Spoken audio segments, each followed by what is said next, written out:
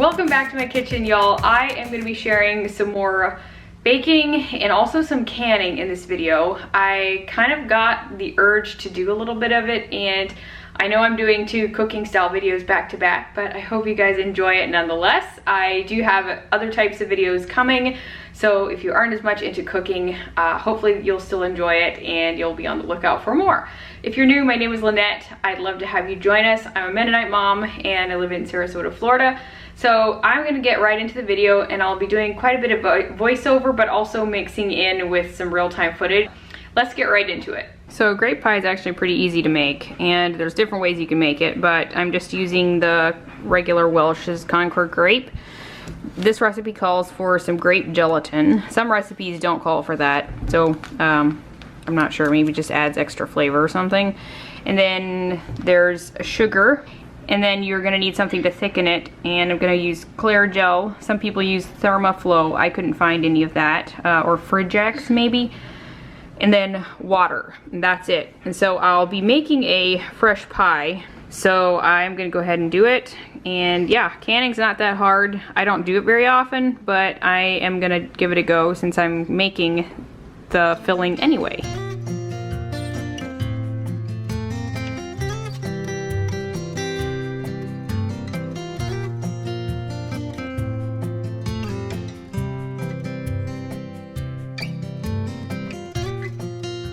So first of all, you're gonna mix your grape juice, your water, and sugar together and bring that to a boil.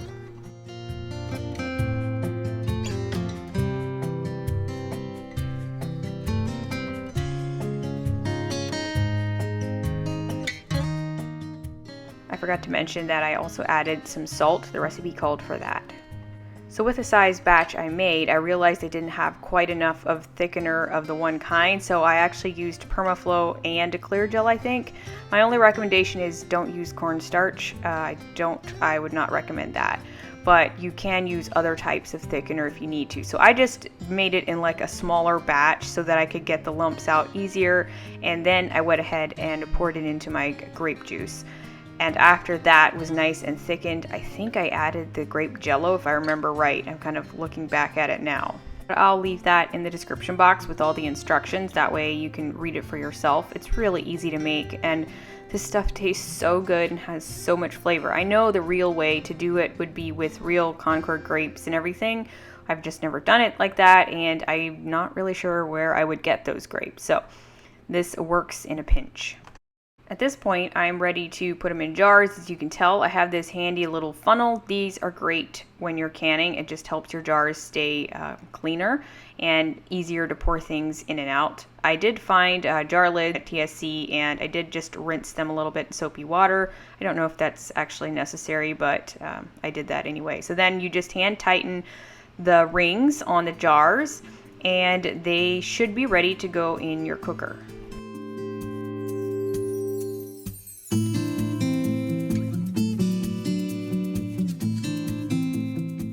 The only thing I didn't have was an actual honest-to-goodness canner. I think I used to have one. If not, I would borrow my mom's. So I'm using the biggest stock pot I have. Some of those things I guess I probably just didn't bring to Florida. So unfortunately, I couldn't fit all 6 jars in it.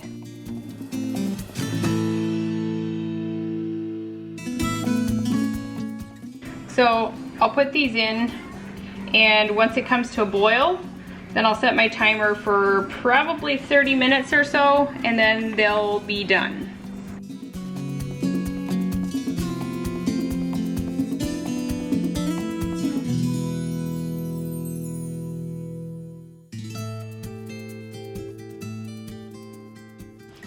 So now we're just gonna leave them sit here, and hopefully the lids will begin to seal, and you'll hear little pops. And I'm gonna try and cook the other one. I'm just gonna put a couple extra jars in there with some water in it. That way it's not just like one jar by itself, because it'll just like flip over. So if you're wondering why I put salt in the water, I believe for some reason I have this stuck in my head that it helps the jars not to get like white and kind of like unglazed while it's cooking. Somehow it just helps it, you know, keep the shine on the jar better. Maybe I'm off, but it does appear like it kind of worked for the others, so that's why I'm doing that. Okay, so it's the next day. My jars sealed themselves, and that's awesome. So I have like 6 quarts of filling. I am gonna get started with the pie, and I'm gonna cheat on the pie because I'm just not a pie baker. The crust part of it. I have made crust before, and you've seen me do some, but I'm just not good at it, and I don't really enjoy it, to be honest. So I'm just gonna use the Pillsbury pie crust, where it's like rolled out. And the grape pie needs a top for it. So there's two in a box, I believe. So I'll just use that to make the pie, and shouldn't be too hard. So I'm gonna go ahead and put that together and then bake it and have it ready to go.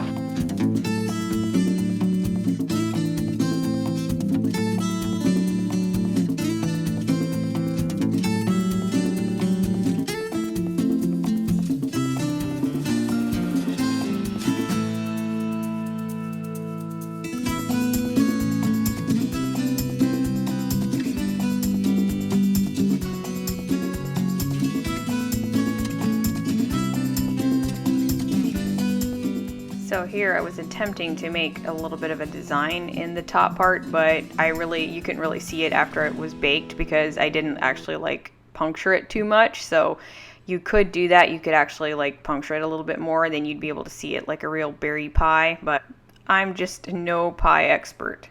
You do want to pinch the 2 pieces together, kind of fold them down and just kind of pinch them together, and then I like to just go around it with a knife. That way it's clean and it's ready to crimp. Now there are lots of different ways to crimp a pie, and mine is not necessarily the only way to do it. It's just kind of what works for me. So a lot of people make them a lot smaller. There's also people who make it a lot bigger. So do whatever works for you.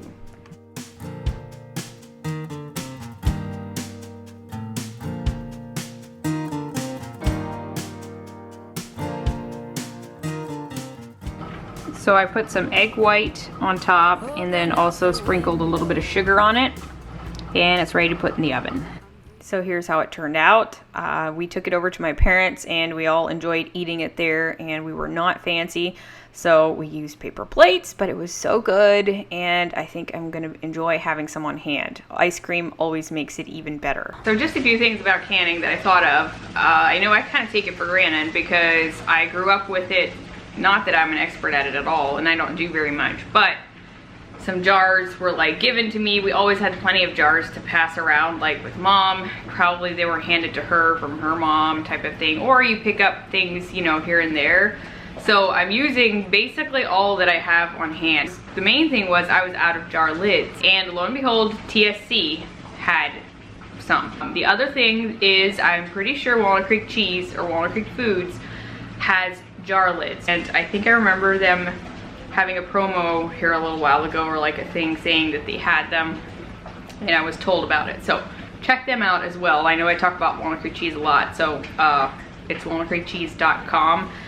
You can check on there. A funnel is really good to have. And then I had one of those grabbers to take the jars out. That's not like a necessity, but that's something that was given to me. I'm not sure where you could find those, but so I've talked about Hope's Table cookbook before. She's Mennonite, and I love this cookbook. So I'm gonna be trying her cinnamon rolls. Unfortunately, I cannot share the recipe with you guys, and I did try to look for it online, but she doesn't have it on her blog. But honestly, this is a cookbook that I know that a lot of you have, but if you don't have it, it's a really, really good one. So I'm gonna make this recipe, and I've maybe once done cinnamon rolls ever before. So I will link her cookbook down below in the description box if you wanna go try it. I think it's around $20, $22 maybe, and it's well worth the money in my opinion. So I'm using active dry yeast, which is what the recipe called for, along with a little bit of sugar and warm water, and that will activate it. And then in the meantime, I started mixing the rest of the stuff together. Also, side note, if you hear a bit of a background noise, that is the rain outside. It's kind of interrupting my voiceover here, but that's okay, I guess. You'll just have to put up with it. So I put in the butter and sugar and eggs and things like that, mixed it all together, and then eventually I'll switch it over to the dough hook, and it's actually really, really easy with a mixer. A lot of people have Bosch mixers. I have the KitchenAid, which is what I'm used to, and I like it. So yeah, this recipe actually was really easy, and I was a little nervous because I'm just not a dough person, but it gave me courage to keep trying, and I just may start enjoying it yet at some point. You never know.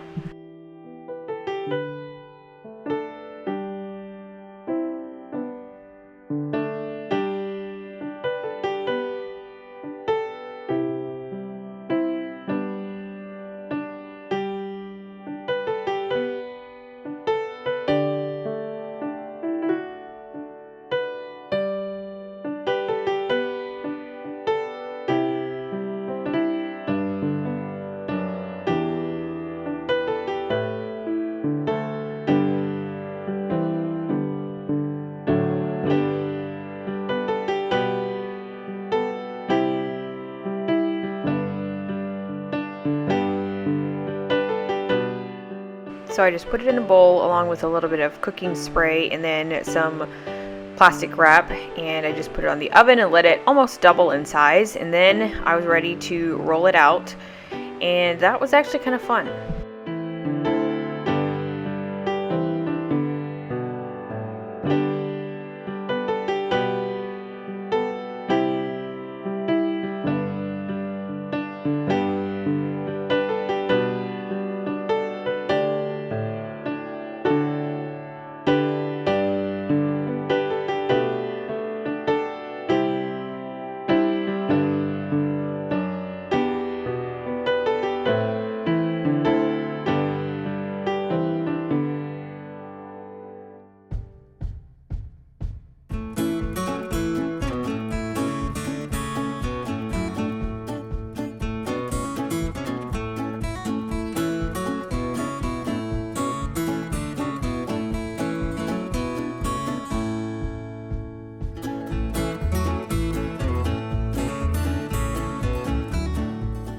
So I'm using just some sewing thread. It's what my mom always used, and that works pretty well. You just like crisscross it and it'll cut it nice and straight.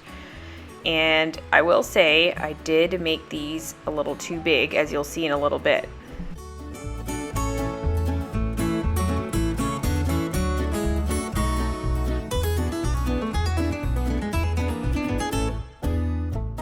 So once you have them in your pan, you're gonna let them rise again. She had said for around 40 minutes or so. I think it was actually longer, which in hindsight, I probably should have done them a little shorter just because they kind of got a little big. But here I'm making the caramel sauce to put on top. So good. Butter and brown sugar, I think vanilla. I'm trying to remember what else I put in there. Some salt maybe. She had the recipe for that as well, but even another type of caramel frosting would work as well.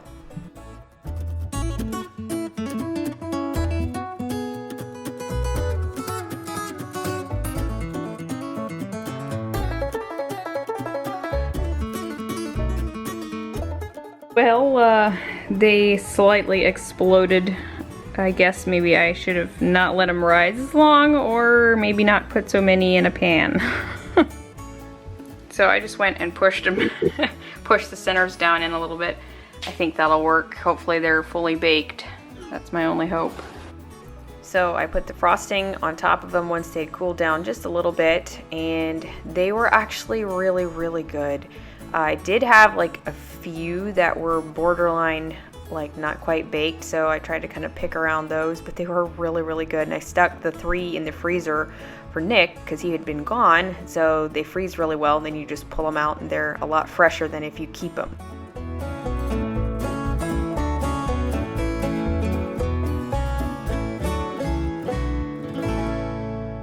That is it, you guys. I hope you enjoyed the video. I enjoyed sharing it with you. I'm really happy with what I got done. I know the amounts aren't like big, but they're kind of what works for me. I don't have a lot of space in my house to be able to store a lot of things, so smaller amounts work better. So if you have any questions, leave them down below, and I'll leave as many links to things as I can in the description box, and also recipes if possible.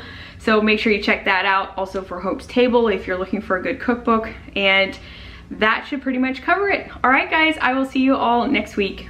Bye.